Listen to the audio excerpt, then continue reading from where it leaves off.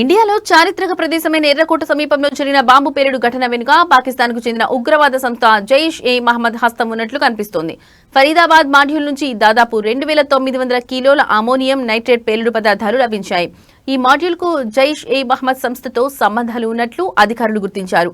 ఈ మాడ్యూల్ కాశ్మీర్, హర్యానా, ఉత్తరప్రదేశ్ వరకు విస్తరించి ఉంది. అయితే ఈ ఉగ్రవాద సమస్యకు మూలాలు ఎక్కడ ఉన్నాయి?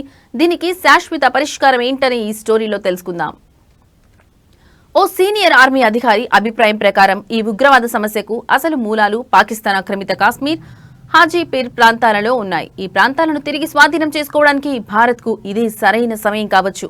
శీతాకాలంలో ఉగ్రవాదులు ఈ ప్రాంతాల నుంచే చొరబడతారని, కాబట్టి భారత్ ఆపరేషన్ సింధూర్ లాంటి పెద్ద చర్య చేపట్టాలని ఆ ఆర్మీ అధికారి సూచించారు.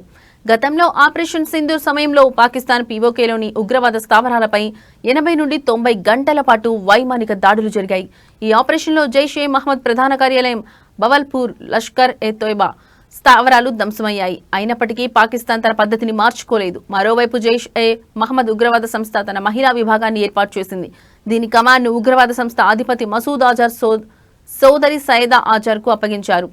ఎర్రకోట పేలుడుకు సంబంధించిన నిందితురాలు డాక్టర్ షాహిన్ షాయిదా కూడా భారతదేశంలో జైష్ మహిళా కమాండ్ను నిర్వహిస్తోంది.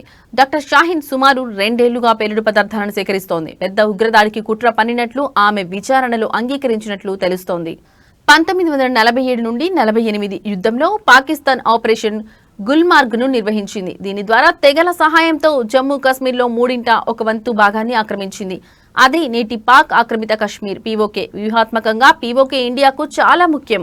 ఇది పశ్చిమాన పాకిస్తాన్ పంజాబ్ వాయవ్య సరిహద్దు ప్రావిన్స్ ఖైబర్ షక్న్యూ, వాయువ్యంలో ఆఫ్ఘనిస్తాన్, ఉత్తరాన చైనాలోని షిన్జియాంగ్ ప్రావిన్స్ తో అంతర్జాతీయ సరిహద్దులను పంచుకుంటుంది.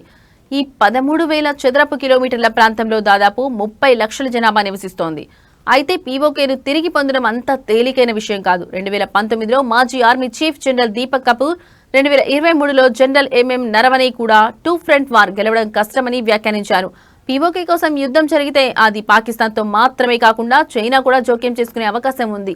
కాబట్టి చైనా జోక్యాన్ని నివారించే విధంగా భారత్ తన పూర్తి సంసిద్ధతను ప్రదర్శించాలని రిటైర్డ్ డిఫెన్స్ అనలిస్ట్ జేఎస్ సోది సూచించారు. డిఫెన్స్ అనలిస్ట్ జేఎస్ సోది ప్రకారం హాజ్పీర్ పాస్ హిమాలయాల్లోని పీర్ పంజల్ శ్రేణిలో ఉంది. ఇది జమ్మూ కాశ్మీర్లోని పూంచ్ ప్రాంతాన్ని పీఓకేలోని రావల్కోట్ తో కలుపుతుంది. భారత్ ఈ పాస్ ను నియంత్రిస్తే ఉగ్రవాదుల చొరబాటును సమర్థవంతంగా అడ్డుకోవచ్చు.